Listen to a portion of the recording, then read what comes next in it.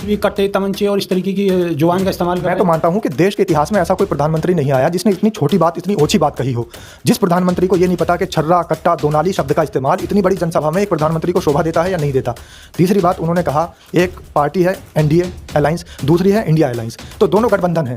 अब गठबंधन को वो लठबंधन बता रहे हैं, ठगबंधन बता रहे हैं और जेपी नड्डा हठबंधन बता रहे हैं। तो इस तरीके से दूसरी यानी अपनी विपक्षी पार्टियों को आप देखिए, अटल बिहारी वाजपेयी की जब सरकार थी उन्होंने विपक्षियों को बुलाया और उनसे सलाह ली।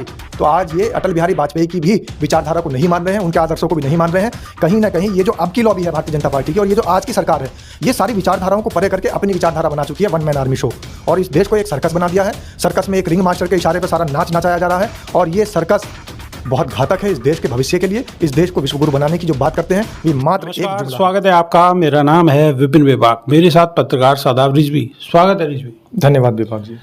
शादाब, स्थिति ये हो गई है कि मानववादियों का कहर इतना बढ़ चुका है कि अब तो सारे के सारे इकट्ठा होकर और कस्में खा रहे हैं कि किसी भी तरीके से दलित को ना तो घर में घुसने देंगे, ना ही खेतों में घुसने देंगे और ना ही उनसे कोई पैसे का लेन देन करेंगे। देखिए, यह आगाज है मनु संहिता को और मनुस्मृति को लागू करने का। ये जो शपथ ली जा रही है, ये शपथ किसकी ली जानी चाहिए? हमारे देश के अंदर संविधान की शपथ लेकर के सारे काम किए जाते हैं। अदालतों के अंदर संविधान की शपथ ली जाती है। हमारे देश के अंदर जब प्रधानमंत्री बनता है, मुख्यमंत्री बनता है, कैबिनेट मिनिस्टर बनते हैं, या फिर कभी भी किसी भी मंत्रालय का कोई भी सदस्य एक अगर संविधान की शपथ लेकर के ही काम शुरू करता है। लेकिन वहां पर किस चीज की शपथ ली गई? वहां पर संविधान को मिटाने की शपथ ली जा रही है। संविधान ने जो अधिकार दिए हैं सब लोगों को समतामूलक शासन लागू करने के, सब लोगों को समान अधिकार में जीने के, उनका हक हकूक दिलाने के, ये उन सारे चीजों को तोड़ने की यानी संविधान को मिटाने की शपथ ली गई है। तो ये आगाज है संविधान को खत्म करने का और मनु संहिता को लागू करने का। और जो लोग शपथ ले रहे हैं वो अपने आप को एक ऊंची जाति का व्यक्ति बताते हैं। बाबा साहेब भीमराव अंबेडकर ने संविधान को लागू किया, उन्होंने संविधान के वो शिल्पकार हैं, संविधान लिखा तो सिर्फ इसीलिए कि जातियों का भेदभाव खत्म हो जाए देश के अंदर से, देश में विकास की बयार जारी हो। लेकिन आज फिर से हम संविधान के निर्माता यानी संविधान के शिल्पकार बाबा साहेब भीमराव अंबेडकर को ही नकारने का काम कर रहे हैं, उनकी बातों को नकारने का काम। अच्छा, जो लोग शपथ ले रहे हैं वही लोग अत्याचार कर रहे हैं, वही लोग पेशाब पिला रहे हैं और वही फिर बाद में कसम खा रहे हैं। वही तो ये मनु संहिता के मानने वाले और मनुवादी विचारधारा के मानने वाले लोग ये हमेशा से दलितों को दलते चले आ रहे हैं, शोषितों का शोषण करते चले आ रहे हैं, वंचित समाज को और वंचित करते चले आ रहे हैं और ये हमेशा से इस मुहिम में लगे रहते हैं। इनकी मनुवादी विचारधारा सिर्फ इसलिए काम करती है कि जो गरीब तबका है वो और गरीब हो जाए, जो अमीर तबका है वो अमीर हो जाए। तो गरीब के अमीर की बीच की खाई अगर पटेगी तो फिर इनके गिरेबान तक हाथ पहुंच जाएंगे। इसीलिए इन्होंने पहले भी आपसे हजारों साल पहले जो काम किए थे, जो कुकृत्य किए थे कि दलित समाज के गले में हांडी टांगी थी कि उनकी लार न टपक जाए, उनका जो थूक न टपक जाए, ये अपवित्र ना हो जाए, और उनके पीछे झाड़ू बांध देते थे कि जब वो चलें तो उनके पद चिन्ह मिटते चले जाएं। यहाँ तक कि ऐसी धारणा थी कि अगर कोई भी दलित समाज का व्यक्ति, गरीब समाज का व्यक्ति या इस देश का मूल निवासी जो मानने वाला व्यक्ति है, उस मूल निवासी की, उस दलित की, उस शोषित की, उस वंचित समाज के व्यक्ति की परछाई इनके ऊपर ना पड़ जाए। एक ऐसा नियम लागू कर दिया था इन्होंने, एक ऐसा कानून बना दिया था कि अगर वो व्यक्ति दोपहर में निकलेगा जिस समय परछाई उसकी ज्यादा लंबी नहीं होती है, अगर वो सुबह के समय में या शाम के समय में जब परछाई लंबी होती है उस समय निकलेगा तो उसके निकलने पर भी रोक लगा दी गई थी। उनके स्कूल जाने पर पाबंदी लगा दी गई थी, उनके मंदिरों पर भी जाने पर पाबंदी लगी हुई थी, उनके खाने पीने पर भी पाबंदी लगी हुई थी। यहां तक कि उनकी जो बहू बेटियां हैं, उनकी जो बहनें हैं, हमारे समाज की, बहुजन समाज की बहन बेटियों के, बहुओं के, उनके शरीर को ढकने तक पर भी पाबंदी लगी हुई थी। अगर वो छोटे समाज की है तो अपना तन नहीं ढक सकती।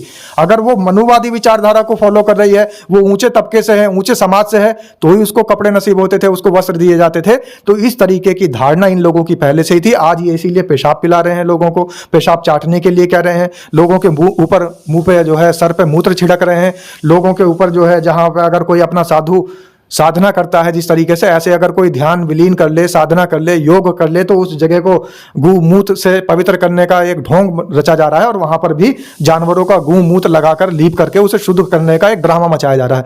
ये सारे मनुवादी विचारधारा के सब कुछ नियम कानून है और मनुवादी विचारधारा के नियम कानून ये लोग लागू करना चाहते हैं। और भी चीज है शादाब रिजवी के, ये सारी चीजें मीडिया से नदारत है। जो मीडिया है, बड़ा मीडिया है, उससे बिल्कुल नदारत है। ये आपको कहीं पे ये खबर नहीं मिलेंगी। बिल्कुल नदारद होगी, और नदारद इसलिए है क्योंकि इन लोगों ने ही मनुवादी मीडिया को कैप्चर कर रखा है। जो पहले मीडिया के लोग थे, आपने पहले देखा होगा 2014 से पहले कोई भी घटना होती थी चाहे सरकार के खिलाफ हो, लेकिन वो टीवी पर आ जाती थी, प्रसारित हो जाती थी। अब तो सिर्फ एक सूत्रीय कार्यक्रम चल रहा है कि अगर सरकार के विरुद्ध या फिर मनुवादी विचारधारा के खिलाफ कोई भी खबर हो तो उसे ना दिखाया जाए। इसीलिए इन्होंने अपनी मनुवादी एक मीडिया बनाई है, और मेन स्ट्रीम मीडिया का नाम लोगों ने गोदी मीडिया इसीलिए दिया है। ये आपने नहीं दिया, मैंने नहीं दिया, जनता ने खुद इसको नाम दिया है गोदी मीडिया। गोदी मीडिया मतलब लोगों की, मनुवादियों की गोद में जाकर के काम करने वाली मीडिया। तो इसलिए मीडिया कैसे दिखाएगा दलितों की बात, मीडिया कैसे दिखाएगा शोषितों की बात, वंचितों की बात। और हमेशा से एक बात आप ये देखिएगा कि वहां पर जहां की आप घटना बता रहे हैं, ये भिंड की घटना है मध्य प्रदेश की, वहां पर इन्होंने एक ऐसा शासक लागू कर दिया जो समाज से है, बहुजन समाज से, लेकिन वो मनुवादी है विचारधारा से। अगर उसकी विचारधारा ये मनुवादियों की जगह संवैधानिक विचारधारा ला देते तो वो अपने यहां इस तरीके का कुकृत्य करने वालों का सत्यानाश कर देता। लेकिन वो भले ही बहुजन समाज से है, लेकिन उसके दिमाग में, उसके दिल में मनुवादी विचारधारा ऐसे डाल दी गई है बेबाक जी कि वो जो भी काम करेगा वो बहुजन समाज के खिलाफ ही काम करेगा, भले खुद भी वो बहुजन समाज से है। तो एक ऐसे मुख्यमंत्री को बना दिया, और इन लोगों को ऐसे लोगों की तलाश है, मनुवादियों को ऐसे लोगों की तलाश है कि वो भले ही बहुजन समाज से हो, दलित समाज से हो, शोषित समाज से हो, उनको कैप्चर करके उनको सत्ता की मलाई का लालच दे करके, उनको धन का लालच दे करके, उनको अमीरी का लालच दे करके उनकी सोच मनुवादी कर दी जाती है, और वो फिर अत्याचार करते हैं इसी तरीके से जैसे आज दलितों पर वहां अत्याचार हो रहा है और उनका बहिष्कार किया जा रहा है। तो इसका मतलब साफ है कि समाज में अगर दलितों का, शोषितों का और गरीबों का बहिष्कार होगा तो समझ लीजिए संविधान का बहिष्कार होगा। ऐसी क्या बात है कि ये सारे मुद्दे कहीं ना कहीं इलेक्शन में एक बड़ा मुद्दा नहीं बन पाते? इलेक्शन में इसलिए मुद्दा नहीं बन पाते हैं और इसलिए दबा दी जाती हैं खबरें क्योंकि मुद्दा बनता है भागलपुर के सोने के पेड़, भागलपुर के अंदर गोभी का खेत। और गोभी के खेत से मैं आपको एक बात बताऊं कि ये सिंबल वो है, जब नाजीवाद का समय था, जिस समय हिटलर की तानाशाही चल रही थी, तब भी सिंबॉलिक लड़ाई लड़ी गई थी। आज का हमारा समाज ये बात नहीं समझ पा रहा है। आज जो हमारे देश के गृह मंत्री अमित शाह ने गोभी का फूल लगा करके और वो भारतीय जनता पार्टी के ट्विटर हैंडल पर और सोशल मीडिया पर वो फोटो वायरल किया है, उसका मतलब साफ है कि जिस तरीके से भागलपुर के अंदर हजारों बेगुनाहों को मार करके, काट करके दबा दिया गया था और फिर उसके बाद गोभियां बो दी गई थी, तो वो गोभी का सिंबल यहाँ पे प्रतीत हो रहा है। और इस तरीके के सिंबल अगर हमारे देश में वापस आएंगे तो वो दिन दूर नहीं है कि तानाशाह जिस तरीके से नाजीवाद फैला था और तानाशाह हिटलर ने जिस तरीके से काम किया था, हजारों बेगुनाह, लाखों बेगुनाह लोगों को कत्लेआम करने का काम किया था, देश के अंदर वही धारणा बढ़ेगी, वही धारणा पनपेगी और देश हमेशा संविधान से चलना चाहिए। संविधान गृह मंत्री का इस तरीके का बयान, इससे क्या अंदाजा लगाया जा सकता है? आप प्रधानमंत्री का बयान देखिए, गृह मंत्री का आप बयान देख ही रहे हैं। प्रधानमंत्री भी कट्टे, तमंचे और इस तरीके की जुबान का इस्तेमाल कर रहे हैं। मैं तो मानता हूं कि देश के इतिहास में ऐसा कोई प्रधानमंत्री नहीं आया जिसने इतनी छोटी बात, इतनी ओछी बात कही हो। जिस प्रधानमंत्री को ये नहीं पता कि छर्रा, कट्टा, दोनाली शब्द का इस्तेमाल इतनी बड़ी जनसभा में एक प्रधानमंत्री को शोभा देता है या नहीं देता। तीसरी बात उन्होंने कहा, एक पार्टी है एनडीए अलायंस, दूसरी है इंडिया अलायंस, तो दोनों गठबंधन हैं। अब गठबंधन को वो लठबंधन बता रहे हैं, ठगबंधन बता रहे हैं और जेपी नड्डा हटबंधन बता रहे हैं। तो इस तरीके से दूसरी यानी अपनी विपक्षी पार्टियों को आप देखिए, अटल बिहारी वाजपेयी की जब सरकार थी उन्होंने विपक्षियों को बुलाया और उनसे सलाह ली।